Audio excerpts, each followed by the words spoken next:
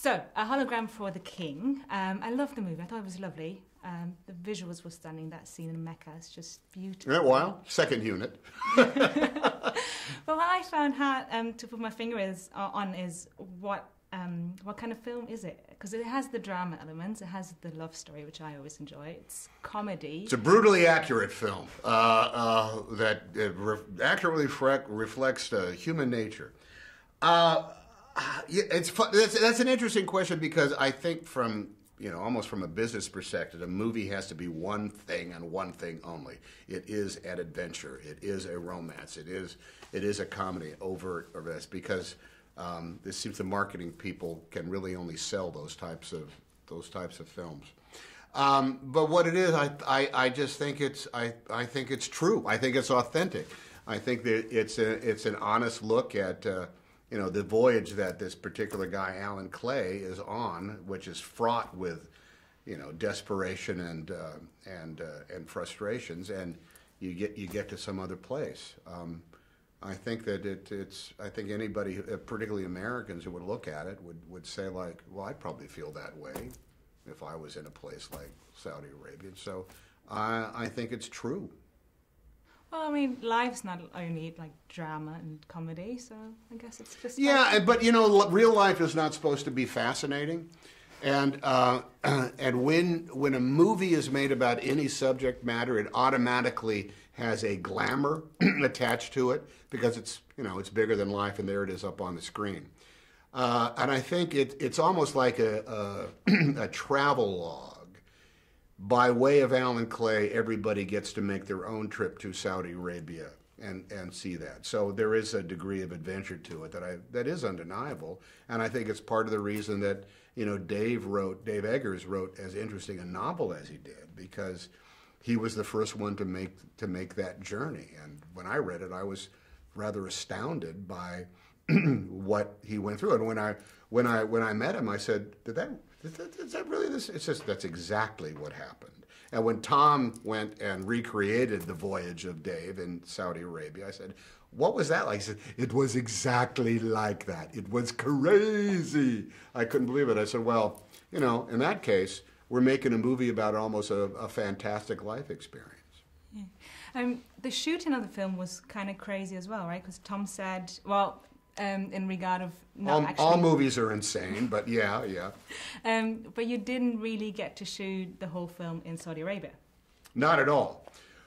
Part of it is because it's simply not allowed. Is any movie made in Saudi Arabia? No, it's not.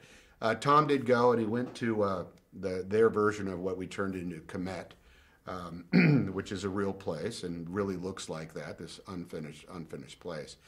But Saudi Arabia is an equal to trying to make a movie about Antarctica. It's hard to go to Antarctica. It's hard to get the stuff down there, and it's hard to survive.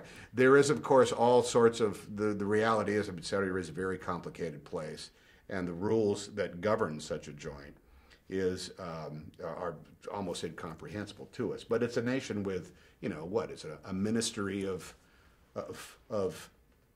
television and movies. And if they just say no, all right, so you don't get to shoot there. That doesn't mean you can't go off somewhere else and make the movie and have it be just as accurate.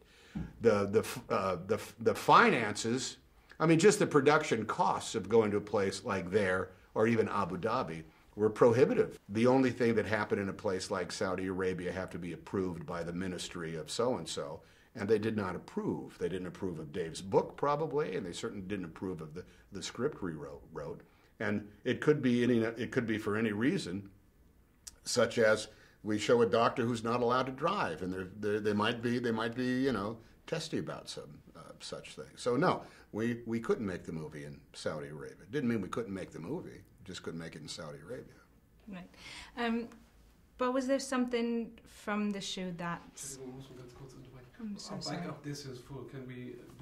Is it okay to use the SD card? Yeah, that should be fine. So the SD card is rolling. Yeah. So continue. So. Okay, sorry. Is there something that stuck in mind from the whole shoot? Like, because the culture and the religion is quite different from the Western world. Yeah. Even though you didn't shoot in Saudi Arabia, but in Morocco. No, I mean, look, Morocco, oddly enough, it is the Kingdom of Saudi Arabia and is the Kingdom of Morocco. They have kings, okay? So it doesn't operate like a parliamentary kind of place. The king's a big deal. Also, Islam is part of it. But just like in other parts, when they pray 5 times a day, when the call would go out, the streets didn't empty because everybody ran off to do prayers. It was like life was still going on. Some stores were open. The business just continued. But you did notice, particularly on our crew, there'd be a couple of drivers would go out with their prayer mats and they would do their prayers. It would take a few minutes. It wouldn't take very long. Our production didn't stop because it was going on, because life doesn't stop even there when it goes on. And that is actually a stereotype that has come to be accepted, because in the West we think, well, when it's time to pray to Allah, you have to, otherwise you're going to be in big trouble. It's simply not the case, any more so than by law people have to go to church at Easter. It doesn't work that way. And so the takeaway from it is like, hey man, if they're praying, I hope their prayers are answered, because I hope everybody's prayers are answered, no matter who they're praying to.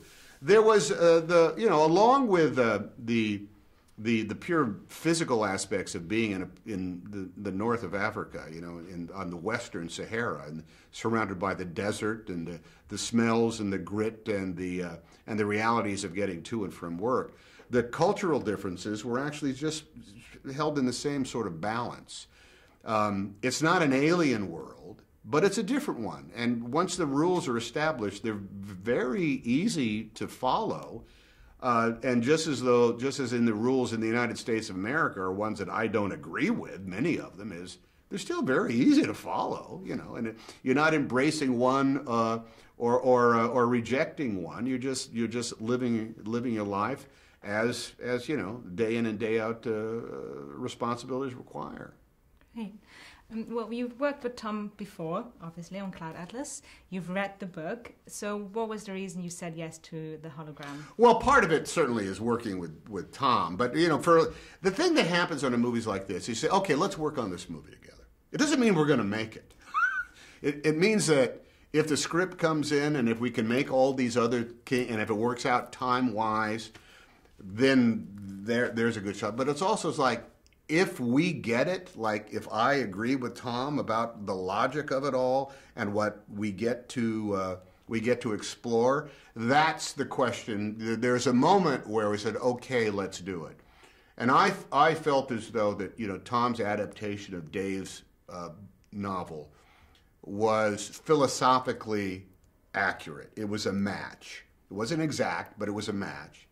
And what I would get to do in playing Alan Clay was to not only explore an aspect of anybody who's a 55-year-old male American and what he's going through, but is also one that would be worthy enough of the examination that goes along with having a movie made of it. I thought that we were going to try to pursue this very unpredictable story for an ending, or for an arc, or for a final reality of what it is that was true. Because you don't want to go through all this work and tell a lie about it sooner or later. You don't want to go back and make and for the point of it being some editorial comment that you do not agree with. There is no real editorial comment to Hologram for the King, other than it's better to be hopeful than it is to live without hope.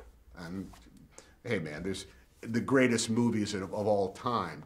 Literally, the movie Casablanca itself, ends up comes to the same conclusion, but in a very, very different way, in which the end is always in jeopardy, and that's the case with Hologram for the King. Yeah. Do you think that's the future, that we'll call each other using holograms in like 10 to 15 years? I don't see it. I mean, somebody will, but what's better than just talking to somebody on a phone? Look, I hope we all just go back to writing actual letters with typewriters and sending them, because I'm not that big on instantaneous communication. I think an actual hologram where you got to sit in a room and watch, they say, is that better than just hearing a voice? Well, I don't think so. I think it'd be a waste of time and money.